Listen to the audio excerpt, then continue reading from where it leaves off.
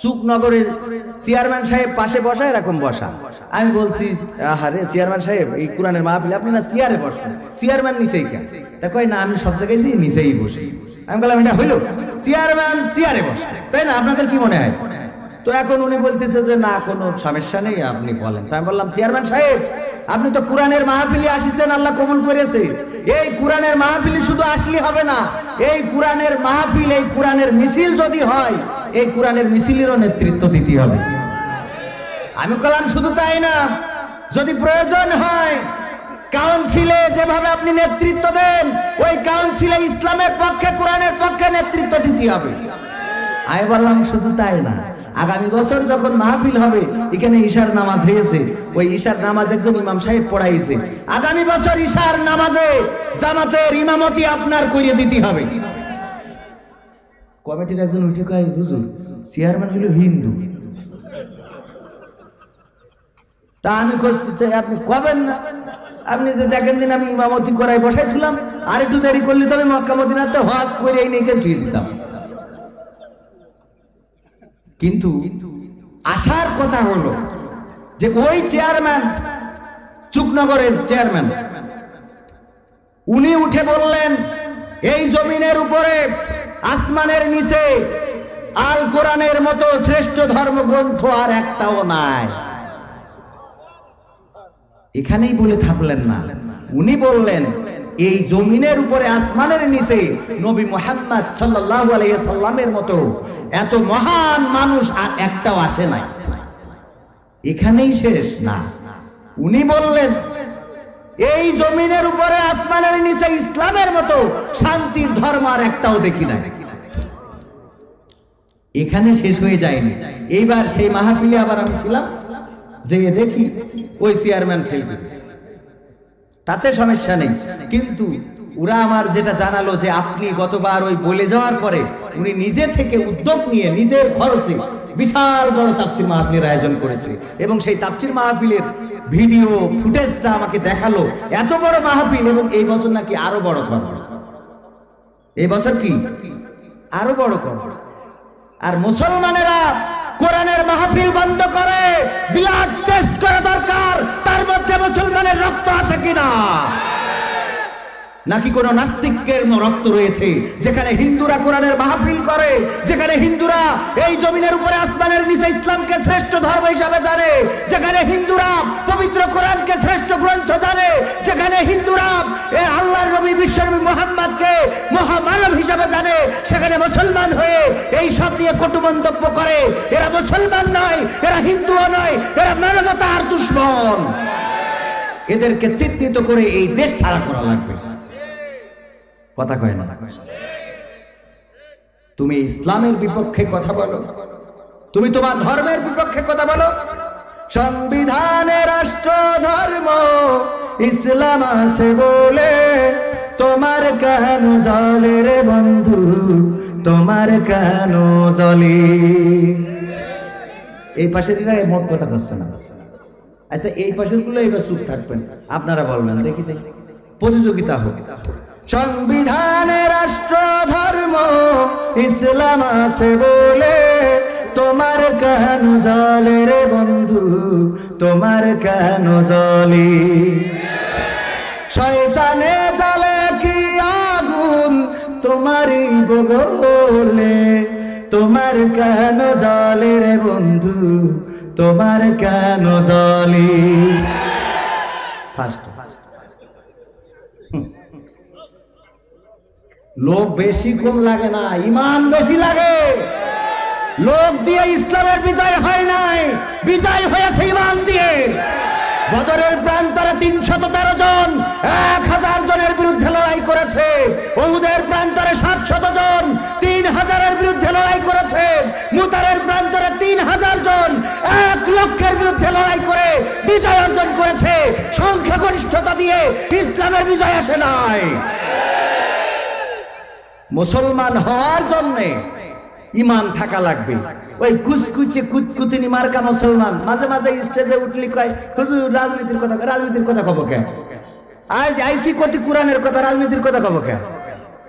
বরং যে হুজুর স্টেজে রাজনীতির কথা কবে তার টাইনে নামাই দেবেন, এই আপনি রাজনীতির কথা কন, আমরা এখানে ভোট করার জন্য আইছি, আমাদের এখানে ভোট করার দরকার আছে?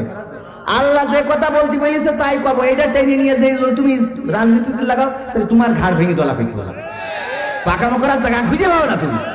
কোরআনের কথা কইলে তোমার ইসলামের রাজনীতির কথা হয়ে যায়, তোমার শয়তানে ধরেছে। হুজুর রাজনীতির কথা কবেন না, হুজুররা রাজনীতির, হুজুররা কোন জায়গায় চেয়ারম্যান দাঁড়াইছে দেখা, এই যে শিখর কাছে আসেন একটা হুজুর দাঁড়াইছে। রাজনীতি তুমি মেম্বার দিতে চাও, তুমি চেয়ারম্যান দিতে চাও, তুমি চাইল আনতে চাও, তুমি চাইল মেরি খাচ্ছাও, তুমি এই বিধবা ভাতার কাঠ প্রবাসীর পদ দিচ্ছাও, আর হুজুররা রাজনীতি করে বেড়াচ্ছে। পাকামো করার জায়গা খুঁজি হয় না, জিজ্ঞেন জিজ্ঞেন গেলে রাজনীতি, হুজুররা রাজনীতি কোন কোন জায়গায় হুজুর যুবলীগের, ছাত্রলীগের, ছাত্র দলের, অমুক দলের, তমুক দলের নেতা দেখান, আমার দেখান আমি কোন দলের নেতা। আমি মুসলমান, আমি মুসলমান হিসাবে গর্ববোধ করি। জামাত ইসলাম নাই, হেফাজতে ইসলাম নাই, কওমি ইসলাম নাই, আওয়ামী লীগ নাই, বিএনপি নাই, চরমনা নাই, জাসদ বাসদ কিছু নাই, আমি মুসলমান। আর আল্লাহ মুসলমান হতে বলেছে, ইন্না দিনা ইনদাল্লাহি ইসলাম। আল্লাহর কাছে পছন্দের ধর্ম কি, পছন্দের দিন কি? তুমি ইসলাম বাদ দিয়ে তুমি এখানে জামাত ইসলাম নিয়ে পড়ে আছো, এটা দিয়ে হবে? ইসলাম বাদ দিয়ে হেফাজতে ইসলাম নিয়ে পড়ে থাকলে হবে? ইসলাম বাদ দিয়ে তাবলীগ ইসলাম নিয়ে পড়ে থাকলে হবে? ইসলাম নিয়ে কথা বলো, ইসলাম বাদ দিয়ে আওয়ামী লীগ ইসলাম করলেও হবে না, ইসলাম বাদ দিয়ে বিএনপি ইসলাম করলেও হবে না। কথা ঠিক আছে তো? আবার কাল বললেন না হুজুর জামাত ইসলাম করতে গেছে, আমি তো আগে পয়লাটা বলেছি জামাত ইসলাম, ইসলাম বাদ দিয়ে জামাত ইসলাম না। যতক্ষণ পর্যন্ত অন্য অন্য দল ইসলামের পক্ষে আছে ততক্ষণ পর্যন্ত আমরা তাদের পক্ষে আছি। সৌদি আরবে প্রিন্স সালমান 500টি সিনেমা হলের অনুমোদন দিয়েছে। তো সৌদি আরবে অনুমোদন দিয়েছে বলে আমিও কালকে বাড়ি বানাবো নাকি? বলেন হুজুর, যাবে বানানো? আমার দেশের প্রধানমন্ত্রী 500টি মডেল মসজিদ করার জন্য উদ্যোগ নিয়েছেন এবং তা বাস্তবায়ন হচ্ছে। আমার প্রধানমন্ত্রীর প্রশংসা করবো না, আমি সালমানের প্রশংসা করে বেড়াবো? পাকানো পাইছাও তুমি? এ কথাটা কি রাজনীতির কথা? তাহলে প্রধানমন্ত্রী মসজিদ বানাচ্ছে, আমি সেটার প্রশংসা করলাম। এরা যেমন ইসলামের পক্ষে, তেমনি ওই টাকলা মুরাদ যখন ইসলাম পাঠাই দিচ্ছে ওর বিরুদ্ধে কথা বলে, ওটাও ইসলামের পক্ষে। কথা কয় না, খালি ইরাক কয় না। সংবিধানে রাষ্ট্র ধর্ম ইসলাম আছে বলে তোমার কেন জলে রে বন্ধু, তোমার কেন জলে? শয়তানে জ্বালে কি আগুন তোমারই বলে, তোমার কেন জলে রে বন্ধু, তোমার কেন জলে? ইসলাম হলো শান্তির ধর্ম, আছে শুভেচ্ছা, অন্য ধর্মের প্রতি কভু করে না বিচার। মিলেমিশে থাকার কথা, মিলেমিশে থাকার কথা দিয়েছেন নবী বলে, তোমার কেন জলের টাকলাই, তোমার কেন জলে? আছে নিষেধ ধর্ম নিয়ে করা বাড়াবাড়ি, না জানিলে কিতাব খুলে দেখো তাড়াতাড়ি। আছে নিষেধ ধর্ম নিয়ে করা বাড়াবাড়ি, না জানিলে কিতাব খুলে দেখো তাড়াতাড়ি।